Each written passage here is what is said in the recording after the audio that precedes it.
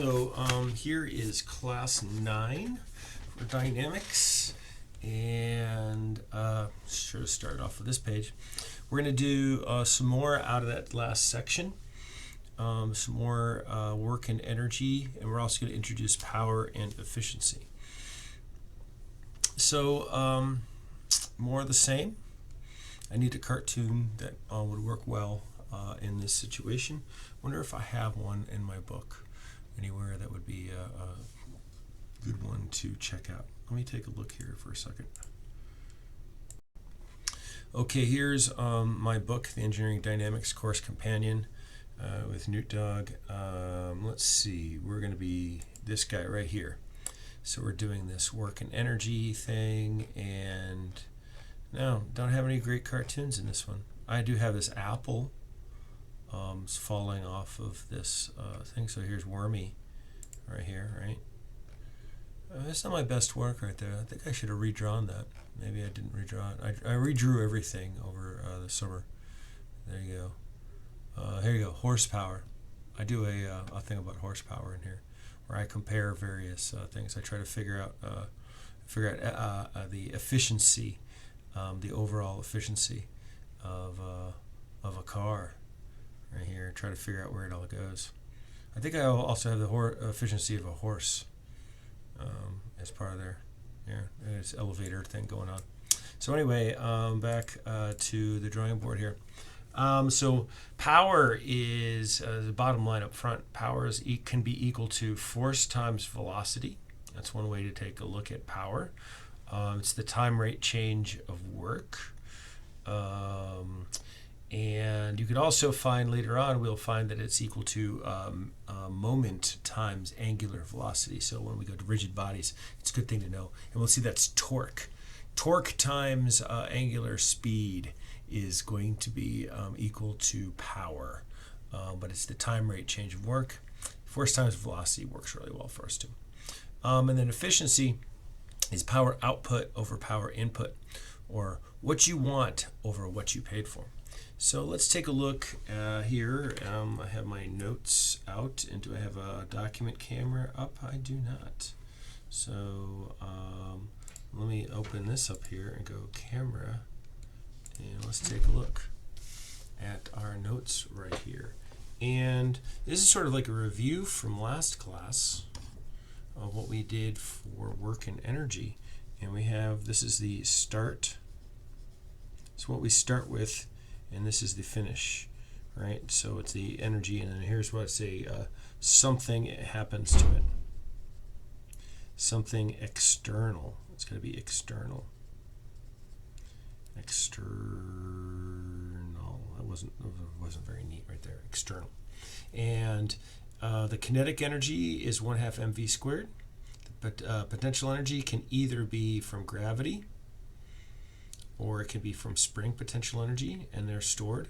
The something happens to it is the integral between two states. I don't know why we're using this A1 and A2. I think it's out of the book.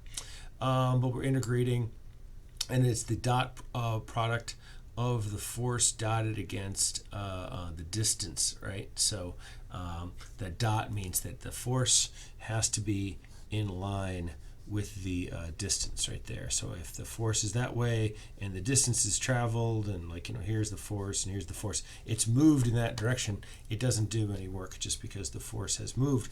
It has to be the amount that's in sync with the direction, right, that's going into there. So that's what that dot product means. So they have to, and if they're in opposite directions, right, if the force is this way, but the travel that has moved, it started here and maybe ends right there. So that's the delta R, let's say right there. That's going to be negative because they went in opposite directions. Now we introduce this power and efficiency. As I mentioned, it's the time rate change of work. We know that work is F times R, right, if they're in line with each other. So we see that it's going to be force times velocity. It could either be force dotted against velocity right there. So the dot product actually still holds true. So that force needs to be in the direction of the velocity. A good example of this might be like a jet aircraft, right? So we have like And I'm doing a lousy job of drawing my jet aircraft right there, so I don't know why I drew such a lousy airplane. I am a better artist than that. But we have thrust coming out this way right here. Of course, actually, thrust is actually what's happening right here is the air is pushing back at this thing. It's pushing in this direction, and it's going in that direction with the velocity here. So there's the force of the thrust times the velocity would give us an airplane right here. Same thing true for a ship right here, right? The ship is coming through the water. It has drag. You know, the water is dragging along this right here. The propeller is forcing it to come down this way. The propeller is equal to the drag force right here. So the thrust from the propeller is pushing the thing along, and it's moving with a velocity. So that thrust times the velocity is going to be equal to the power. You know, we could also put the other forces placed on here. Here's the drag, but of course, obviously, the drag and the thrust force aren't in the same direction here. So this would be the drag power would be what this thing was there here, and here would be the thrust power, and you know, thrust power needs to be pushing the thing along against the drag power, if you want to think of it in those ways. A common unit conversion we might want to notice in SI, we have the watt, which is defined as a joule per second or a Newton meter per second, right? So a joule is a Newton meter, so a Newton meter per second is a watt, right? We usually use kilowatts is most often we use. And a horsepower can be found from 550 foot-pounds per second, right? So a foot-pound is what we usually measure work in, a foot-pound, and a foot-pound per second can be turned into a horsepower with a conversion of 550, right? So that's also common. And then if you wanted to convert to SI from there, 746 watts equal 1 horsepower right there. The efficiency, I like to say this is like the one, well, okay, so we say that this is power output over power input. So what is nice, or we could also say it's work output over work input, same rate of time, right? Given the same amount of time. Yes, like you could put delta T next to this on top and delta T next to that, and so work output over work input. And I like this guy right here. So another professor named Dr. Andy Foley over at the Coast Guard Academy, he liked to say what you want over what you paid for, right?